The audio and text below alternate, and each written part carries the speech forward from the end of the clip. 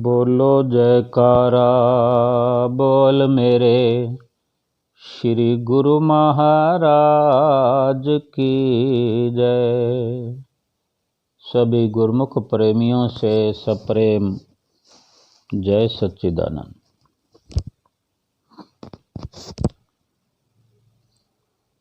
फूलों की तरह सबकी जिंदगी महका दो प्रभु, कलियों की तरह होठों पर मुस्कान ला दो प्रभु। सबके जीवन से गम सदा के लिए मिटा दो प्रभु, हम सब की झोलियां खुशियों से भर दो मेरे प्रभु। बोलो जयकारा बोल मेरे श्री गुरु महाराज की जय। ये हर गुरुमुख की मांग हो सकती है, होनी भी चाहिए, होनी चाहिए। ऐसी ही मंगल कामना हर गुरुमुख की जुबान पर होनी चाहिए, अधिकार है गुरुमुख का। लेकिन जो गुरु महाराज जी हमारे सतगुरु दाता दीनदयाल जी महाराज हमसे वचन करते हैं, उसके लिए हमें विचार करना चाहिए। हमारी सोच हमने ऐसी बनानी चाहिए कि श्री गुरु महाराज जी की सोच के साथ मिलान हो जाए। फिर क्या देर लगती है।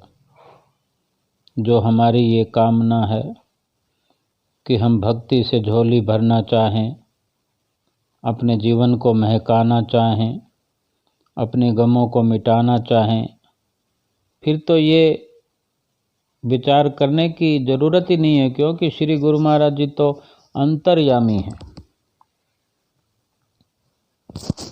हर वक्त जो हमें वचन फरमाते हैं, लेकिन हमारे पास तो अधिकतर यही जवाब होता है, वक्त नहीं है। महापुरुष फरमाते हैं, वक्त को गुजरने में वक्त नहीं लगता, लेकिन हमें तो वक्त मिलने पर भी वक्त नहीं मिलता। एक सतगुरु हैं जो वक्त निकाल कर सत्संग देते रहते हैं, और फिर भी हमें क्यों सिमरन के लिए वक्त नहीं मिलता। कब वक्त मिलेगा हमें। किस मुंह से जाओगे परमात्मा के सामने, एक वो ही है जो तुम्हारे सारे राज जानता है। हमारे श्री गुरु महाराज जी अंतर्यामी हैं, हमारे अंतर मन की जानते हुए कितना हमारा ख्याल रखते हैं। न खुशी अच्छी है न मलाल अच्छा है, सतगुरु जिसमें रख दें वो हाल अच्छा है। हमारी न आरजू है न जुस्तजू है, हम राजी हैं उसमें जिसमें तेरी रजा है। ऐसा विचार बन जाए, ऐसा ख्याल बन जाए। श्री गुरु महाराज जी तो हमारी अंतर मन की जानकर हमारे लिए खुशियां ही खुशियां हमारे जीवन में भर देना चाहते हैं। बहुत सारे उदाहरण हमारे सामने होते हैं, हम कितनी प्रकार की लीलाएं देखते भी हैं, सुनते भी हैं, कि ख्याल मात्र हमारे जहन में आता है और श्री गुरु महाराज जी पूरा कर देते हैं। कि उनको ध्यान लगा रहता है, तभी तो वो हमारी हर वक्त खुशियाँ हमारे लिए संजो कर हमारी झोलियों में डालते रहते हैं, झोली भरते रहते हैं। चाहे संसार में रहते हुए हम अपनी जिम्मेवारियों में रहते हैं, उनमें भी श्री गुरु महाराज जी अपने हस्तक्षेप से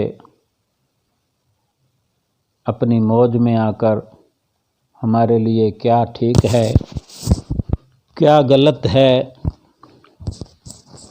ख्याल रखते हुए हमारी तरक्की संसार में इस तरह से करते हैं कि हम खुद समझ भी नहीं पाते कि ये कैसे मुमकिन है। अगर श्री गुरु महाराज जी हमारे हितैषी ना होते, कई बार हमें इस तरह का ख्याल भी करवाते हैं। इतना सब अगर विश्वास हो जाए, यकीन हो जाए, तो नित्य नियम के अंदर हमें समय अवश्य देना चाहिए और ख्याल करते हुए कि जब यही जीवन का लाभ है, यही सच्चा लाभ है, तो इसमें अधिक परिश्रम हमसे हो जाए। इस शरीर के द्वारा, तन के द्वारा, मन के द्वारा और धन के द्वारा। ये शरीर भी झूठा है, मन भी झूठा है, तन मन धन सब झूठा है। तो इन झूठे शरीर से, मन से और धन से अगर सच्चा कार्य हो जाए, परमार्थ का कार्य हो जाए, तो कितना लाभ है कि किसी बेकार जाने वाली वस्तु से हमने वो कार्य कर लिया जो हमारे परलोक में संग सहाई होगा। श्री गुरु महाराज जी की कितनी प्रसन्नता मिलेगी। हमारे अंदर क्या चलता रहता है अगर हमारी सोच में भक्ति के विचार रहते हैं, हमारे चित्त में भक्ति की विचारधारा चलती रहती है, तो श्री गुरु महाराज जी को हर वक़्त हम पर प्रसन्नता होती है, हर वक़्त प्रसन्नता उतरती है उनकी हमारे जीवन में। इतने बड़े बड़े लाभ हैं। एक आदरणीय महात्मा जी पंचम पातशाही गुरु महाराज जी के समय की लीला है ये, कि आदरणीय महात्मा जी जो कि दरबार में जब भी आते थे सत्संगों से श्री गुरु महाराज जी के दर्शन के लिए, तो अक्सर श्री गुरु महाराज जी उनसे पूछा करते थे कि महात्मा जी आप भजन करते हो? तो महात्मा जी भी विनती करते कि जी स्वामी जी करता हूँ। एक बार त्योहार का समय था, तो आप दरबार की ओर आ रहे थे और सफ़र में थे रेल के अंदर, और गुरुमुखों का तो केवल यही कार्य होता है, संतों महात्माओं का केवल श्री गुरु महाराज जी के साथ ही लीव लगी होती है, तार जुड़ी होती है, जो हर वक़्त उन्हीं के दर्शन के ख्यालों में, सत्संग के ख्यालों में मन रमा रहता है। तो महात्मा जी स्वाभाविक विचार कर रहे थे। एक हल्का विचार उनके अंदर यूं ही चल पड़ा कि एक बार नहीं कई बार चलता है विचार, बार बार चलता है कि हम भी अगर श्री आनंदपुर जाते हैं, प्रयाग धाम जाते हैं, जो भी हमको नज़दीक पड़ता है वहीं जाते हैं दर्शनों के लिए। पता लगता है श्री गुरु महाराज जी आए हुए, हमने जाना है। हमारा टिकट बुक होने के बाद से ही हम चाहें तो विचार करना शुरू कर देते हैं हमारे अंतर मन की दशा कैसी है।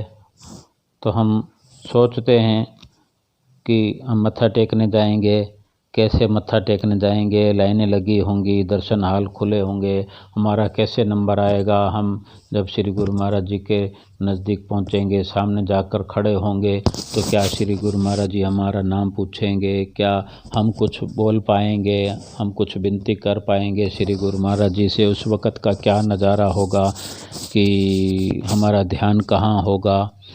तो इस तरह के कई ढेर सारे सवाल चलते रहते हैं, लगातार चलते रहते हैं, हर रोज़ चलते रहते हैं। और वो वक्त भी आ जाता है जब हम यूं चलते चलते प्रयाग धाम भी पहुंच जाते हैं, फिर दर्शन हाल में भी पहुंच जाते हैं, लाइनों में भी लग जाते हैं, मत्था टेकने की बारी भी आ जाती है, गुरु महाराज जी के सामने जाकर खड़े हो जाते हैं और गुरु महाराज जी की नज़र, श्री गुरु महाराज जी की दृष्टि भी हम पर पड़ जाती है। तो कैसा उस वक्त नज़ारा होता है, कुछ न कुछ अवश्य होता है। तो वो महात्मा जी मन में जो विचार चल रहे थे उन्होंने ही बताया कि उनके मन में चल रहा था कि मैं श्री गुरु महाराज जी के आगे मत्था टेकने जाऊंगा। तो श्री गुरु महाराज जी तो बिस्कुट का प्रसाद देते हैं, मैं बिस्कुट खा नहीं पाता, कोई दिक्कत परेशानी होती है हर किसी की। तो वो उस वक़्त अचानक नहीं था, लेकिन वो न जाने कब से बिस्कुट नहीं खाते थे, तो ऐसा पहले भी हुआ होगा। तो वो विचार उसको, उन महात्मा जी को उस वक़्त भी आ रहा था जबकि वो दरबार की तरफ पहुंच रहे थे दर्शनों के लिए। तो रास्ते में ये विचार उनके हैं जो उन्होंने बताए। तो इस तरह चलते चलते वो श्री दरबार में पहुंच गए और श्री गुरु महाराज जी की नज़दीकी में जब पहुँचे, मत्था टेका, तो महात्मा जी जैसे अपने रूटीन जो उनकी ड्यूटी होती है, तो उन्होंने प्रसाद हाथों में लेकर महात्मा जी को देने लगे। तो श्री गुरु महाराज जी ने महात्मा जी की तरफ प्रसाद देते वक्त उनको इशारा किया कि महात्मा जी, आपको पता नहीं है, ये महात्मा जी बिस्कुट का प्रसाद नहीं खा पाते, इनको फल का प्रसाद दो। तो वो महात्मा जी जो रास्ते में सोचते आए थे कि बिस्कुट का प्रसाद देंगे गुरु महाराज जी और मैं तो खा नहीं पाता, वहाँ जाकर कुछ कहा नहीं महात्मा जी ने, विनती नहीं किया, और श्री गुरु महाराज जी अपने से, अपनी तरफ से ये सारी कार्रवाई कर दी और महात्मा जी को फ्रूट का प्रसाद मिला। महात्मा जी को ये देखकर आँखों से आंसू बहने लगे कि हमने तो कुछ कहा भी नहीं, कुछ विनती भी नहीं की, और श्री गुरु महाराज जी हमारा इतना ख्याल रखते हैं कि हम अपने दिल में क्या विचार करते हैं वो भी श्री गुरु महाराज जी चिंता रखते हैं, हमारी इतनी हमारी परवाह करते हैं। श्री गुरु महाराज जी से विनती किया महात्मा जी ने कि मैंने तो केवल सोचा था और आपने मेरे अंतर मन की जानकर आपने असीम कृपा की है मुझ पर। श्री गुरु महाराज जी ने फरमाया कि जो भी सच्चे मन से कहीं पर भी हमारे प्रति कुछ भी याद करता है, स्मरण करता है, कुछ भी उसका विचार होता है सच्चे मन से, वो कहीं पर भी गुरुमुख प्रेमी हो, वो हम पूरी कर देते हैं। कितनी खुशी की बात है हमारे लिए कि संसार में कोई नहीं और कोई नहीं, कहने पर भी कोई याद नहीं रखता, कहने पर भी कोई हमारी परवाह नहीं करता, हम किसी से गिला शिकवा करें, कोई सुनाई नहीं करता। बाजार में अगर रुपयों को खर्च करके कोई सामान ले आए तो भी कोई सत्य नहीं बोलता कि ये वस्तु, ये सामान हमारे ठीक ठीक काम आएगा कि नहीं आएगा, ये हमारे लिए फ़ायदेमंद साबित होगा कि नहीं होगा। रुपये खर्च करने के बाद में भी हमसे धोखा हो जाता है, अक्सर होता रहता है, हर बार होता रहता है, हर खरीदारी में होता है, हर सौदे में होता है। लेकिन एक श्री गुरु महाराज जी की रहनुमाई में, उनकी चरण शरण में, उनकी नज़दीकी में, उनके साथ लेन देन में ही एक ऐसा एहसास होता है कि सत वस्तु प्राप्त होती है, मुफ्त में प्राप्त होती है। ये केवल संतों के साथ, परम संतों के साथ, महापुरुषों के साथ व्यवहार करने में, लेन देन रखने में, रिश्ता कायम करने में, उनकी सोहबत संगत में, उनकी संगति करने में वो वस्तु प्राप्त होती है जो सच्ची है, 100% सत्य वस्तु है, जो भक्ति है, जो हमारे लिए फायदेमंद है, शरीर के लिए भी फायदेमंद है, आत्मा के लिए भी फायदेमंद है, इस लोक में भी फायदेमंद है, परलोक में भी फायदेमंद है। हमारे लिए क्या, हर गुरुमुख प्रेमी के लिए फायदेमंद है। हम जुड़े हुए हैं तो हम उस वस्तु को, भक्ति को पाकर हम इस भवसागर से तर जाते हैं, हमारा परिवार तर जाता है, हमारे मिलने वाले तर जाते हैं, हम सुख पाते हैं, हमारी नज़दीकी को प्राप्त करने वाले भी सुख पाते हैं। ये तासीर है हमारे श्री गुरु महाराज जी के चरणों में, उनकी चरण शरण प्राप्त होने पर उनसे जो भक्ति की प्राप्ति हमें होती है, उनके वचनों पर जो हम चलते हैं, अमल करते हैं और मन को साफ सुथरा करने की, पाक करने की हम कोशिश में लगे रहते हैं कि श्री आरती पूजा करके मन सफल करना है, मन को साफ करना है, सेवा से मन को साफ करना है, सत्संग से मन को साफ करना है, दर्शन करके मन साफ करना है। हम अपने घर में नित्य प्रति दर्शन करते हैं, कुटिया पर आश्रम जाके दर्शन करते हैं, बंद आँखों में दर्शन करते हैं, चलते फिरते वक़्त कहीं कोई भी नज़ारा हम अपने आँखों में ले आएँ, अपने दिमाग में ले आएँ, अपने ध्यान को हम श्री गुरु महाराज जी आनंदपुर में विराजमान है, प्रयागधाम में विराजमान है, हम अपनी सुरती को जिस वक़्त भी जोड़ देते हैं उस वक़्त हमें वो नज़ारा मिलने लगता है। इन्हीं ख्यालों से, इस तरह के ध्यान से, इस तरह के विचारों से, इस तरह अपनी सुरती को हर वक़्त किसी न किसी तरह श्री सतगुरु दाता दीनदयाल जी महाराज जी के चरणों से जोड़ देने में, भक्ति से जोड़ देने में, सत्संग से जोड़ देने में मन साफ होता है। और मन साफ होते होते एक दिन मन शीशे के समान साफ हो जाता है। और जब भी मन साफ होगा, आँख बंद करेंगे तो दर्शन हो जाएगा। आँख खुली हो, आँख बंद हो, जिस तरह शब्द में भी गायन करते, आँखें बंद करूं या खोलूं मुझको दर्शन दे देना। हमारी मांग होती है, हमारी ख्वाहिश होती है। अगर ख्वाहिश सच्ची है तो मन साफ करने की नित्य प्रति कोशिश करते रहें। शीशा जब सामने होता है, शीशा साफ होता है तो चेहरा भी साफ दिखाई पड़ता है। ये मन जो आईने की तरह है, इस पर धूल जमी होने के कारण प्रभु परमात्मा का साफ साफ नूर नज़र नहीं आता।